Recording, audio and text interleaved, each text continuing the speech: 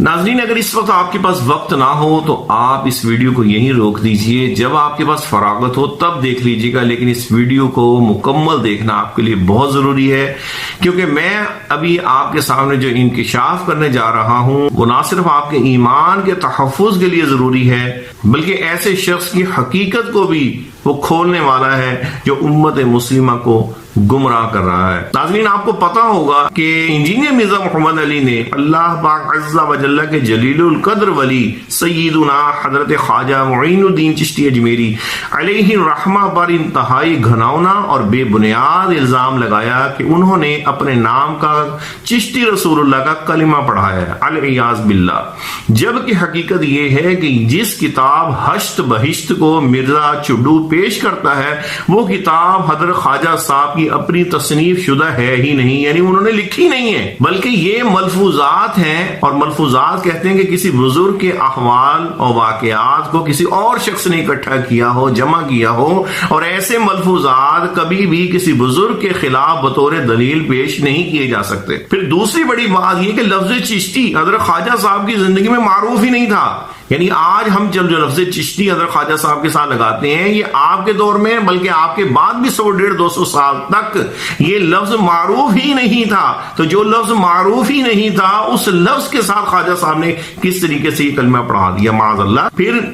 8-9 صدیوں میں یہ ملفوظات کن کن ہاتھوں سے ہو کر آئے اور اس میں کس کس نے کیا کیا الحاقات کیے، اس حوالے سے اس کی کوئی سند نہیں۔ پھر بر صغیر پاک و ہند میں ان 8-9 صدیوں میں چشتی رسول اللہ کا عقیدہ ماننے والا آپ کو ایک بھی شخص نہیں ملے گا، خواہ وہ کسی بھی سلسلے سے وابستہ ہو۔ حدیث کی سند بھی موجود ہوتی ہے لیکن اس کے باوجود مرزا چڈو جیسے لوگ قبول نہیں کرتے، یہ کہہ کر کہ جناب اس سند کے اندر فلاں راوی ضعیف ہے، تو حضرت جس روایت کی سند میں راوی ضعیف ہے وہ قابل قبول نہیں، تو جس کی سند ہی موجود نہیں ہے کتاب کی وہ قابل قبول کیسے ہو گئی؟ اور سید اعلیٰ حضرت فرماتے ہیں کہ بغیر ثبوت کے کسی مسلمان کی طرف کبیرہ گناہ کی نسبت نہیں کی جا سکتی، جائے گا کہ اللہ کے اتنے بڑے ولی کی طرف کفر کی نسبت کر دی جائے کہ جن کے مرید حضرت خواجہ قطب الدین بختیار کاکی جیسے ہوں، جن کے مریدوں کے مرید حضرت بابا فرید الدین گنج شکر مسعود جیسے ہوں، اور جن کے مریدوں کے مرید حضرت خواجہ نظام الدین اولیاء محبوب الہی جیسے ہوں، جو پوری اہل سنت کے ہاں متفقہ طور پر معتمد اللہ کے بہت بڑے بزرگوں جن کی ولایت تواتر کے ساتھ ثابت ہو، اور تواتر کے مقابلے میں ایک بے بنیاد وہ بھی ملفوظات ٹائپ کی کسی چیز کے ذریعے معاذ اللہ ان پر کفر کی نسبت کر دی جائے، العیاذ باللہ۔ اس کی وجہ کیا ہے؟ وہ وجہ ابھی آپ کو میں بیان کرتا ہوں۔ پھر کہتے ہیں کہ رب سنیوں کے چھاپے خانے میں چھپی، چھاپے خانے دلیل نہیں ہوتے چڈو صاحب۔ اگر دیوبندی بخاری شریف کو چھاپے تو اس کا مطلب ہے کل کو تم یہ کہو گے کہ امام بخاری دیوبندی تھے، اور اگر آج جس چھوکری نے تمہیں جنا ہے اس کے بارے میں کوئی شخص کتاب لکھ دے کہ وہ تو کوٹھے پہ بیٹھا کرتی تھی، تو مجھے بتائیں کہ کیا مرزا چڈو اس چیز کو قبول کرے گا؟ تو کفر تو اس سے بڑا الزام ہے، وہ کیسے قبول کر لیا؟ اور وہ بھی ایسی ہستی کے بارے میں کہ جس کی ولایت تواتر کے ساتھ ثابت ہے۔ اور پھر اس کتاب ہشت بہشت کو پیش کرنے کی جرت تو قادیانیوں کو بھی نہیں ہوئی، ورنہ قومی اسمبلی کے اندر مرزا ناصر نے ہشت بہشت کو پیش نہیں کیا تھا، چڈو صاحب تحذیر الناس کو کیا تھا، اور تحذیر الناس دیوبندیوں کی کتاب ہے،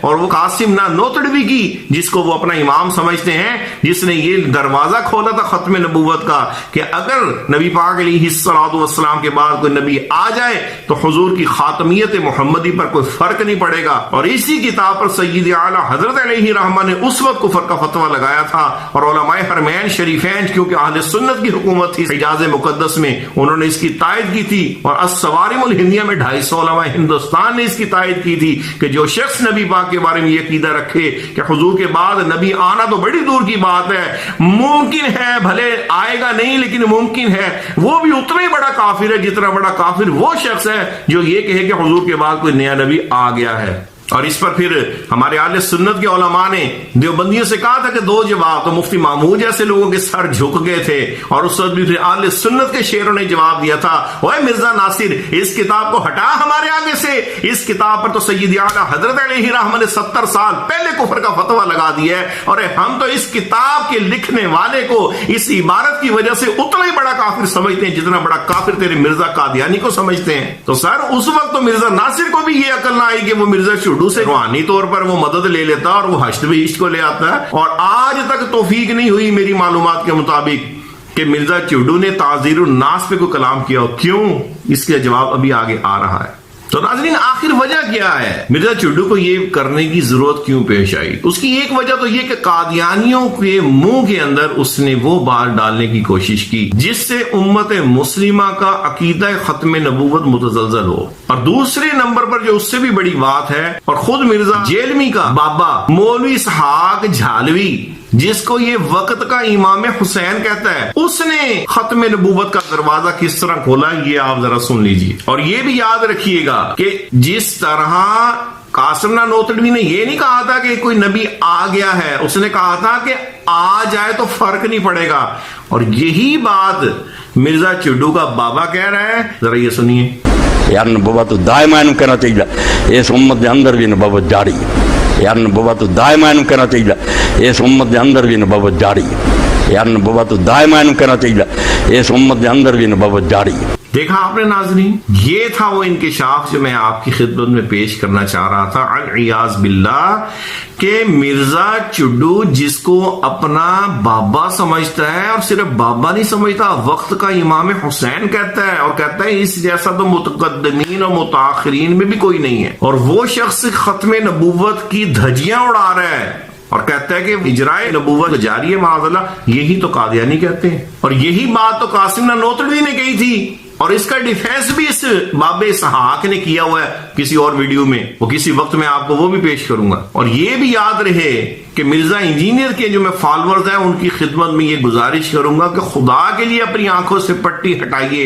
یہ عقیدہ ایسا ہے کہ اس میں شک کرنے والا بھی دین اسلام سے خارج ہو جاتا ہے۔ کیوں؟ یہ معاملہ میرے نبی پاک علیہ الصلوۃ والسلام کی ختم نبوت کا ہے۔ وہ کوئی بھی ہو، جب کوئی شخص یہ کہے کہ جناب نبی پاک علیہ الصلوۃ والسلام کے بعد نبوت جاری ہے، آئے گا نہیں کوئی، لیکن ایسا ہو سکتا ہے، ممکن ہے، کوئی فرق نہیں پڑے گا، تو یہ اتنا ہی بڑا کفر ہے جتنا کوئی یہ کہے کہ میں اللہ کا نبی ہوں، معاذ اللہ۔ تو اب اگر کوئی شخص نبی پاک علیہ الصلوۃ والسلام کی وفاداری ہٹا کر اگر وہ ان سری کفریہ عبارتوں کے باوجود وہ اگر ڈیفینس کرتا ہے مرزا چڈو یا اس کے بابے کا، تو وہ پھر خود ہی اپنے ایمان کا وہ ذمہ دار ہے، اور پھر یہ نہ کل کو کوئی کہے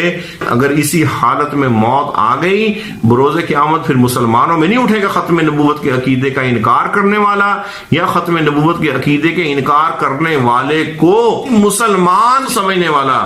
بروز قیامت مسلمانوں میں نہیں اٹھے گا بلکہ کافروں میں اٹھے گا۔ لہذا جس بات پر قرآن و سنت اور پوری امت کا اجماع، اور پھر اس کو ہماری قومی اسمبلی نے بھی اس کو بائلا 1974 میں اس کو تسلیم کیا، ایسی حساس بات پر خدا کے لیے آپ کے سامنے کوئی بھی کھڑا ہو اس پر کمپرومائز مت کیجئے۔ یہ آج تک مجھے بتائیے مرزا چڈو نے اس اپنے بابے کو کیوں چھپا کے رکھا تھا؟ آج تک اس نے اس پر کیوں نہیں حکم لگایا؟ آج تک یہ تو موجودہ دور کا ہے، یہ تو اس کی ویڈیو سامنے موجود ہے، اس کا تو پروف آپ کے سامنے موجود ہے، لیکن جا کے اس نے 9 صدیوں پہلے اللہ کی برگزیدہ ہستی پر حملہ کیا۔ ہمارا گمان ہے کہ یہ جانتا تھا کہ میرے بابے پہ بات آئے گی، لہذا اس سے پہلے ہی میں ان لوگوں کے بزرگوں کے بارے میں ہٹ کر دوں تاکہ قادیانیوں کے منہ میں لقمہ بھی پڑ جائے اور میرے بابے کا تحفظ بھی ہو جائے، کہ میرے بابے کے بارے میں کل کو کوئی بات کرے تو ہم کہیں گے تمہارے بابے نے تو یہ کیا، اگرچہ وہ ثابت نہ ہو، اور یہ ثابت بھی ہو تو اس کو کسی طرح کی اہمیت نہ دے۔ سر یہ تھا جناب مرزا صاحب آپ کا بابا۔ ہمارے بابوں نے ایسا نہیں کیا، ہمارے بزرگ الحمدللہ ختم نبوت کے محافظ رہے ہیں۔ یہ ہے جی آپ کا بابا وقت کا امام حسین، معاذ اللہ ثم معاذ اللہ، اور یہ اس کا عقیدہ کیا ہے کہ یہ اجرائے نبوت کا معاذ اللہ قائل ہے۔ جو اجرائے نبوت کا قائل ہو یا کسی نبی کے ہونے کا قائل ہو، دونوں ہمارے نزدیک، پوری امت مسلمہ کے نزدیک ایک ہی حکم کے اندر ہیں۔ اب یہ فیصلہ آپ نے کرنا ہے کہ آپ کو اپنا ایمان عزیز ہے یا مرزا چڈو اور اس کا بابا۔ مرزائے منافق کا اسلام سے کیا رشتہ، مرزائے منافق کا اسلام سے کیا رشتہ، مرزائے منافق کا اسلام سے کیا رشتہ، مرزا کے ہر ایک حامی کو دھول چٹائیں گے۔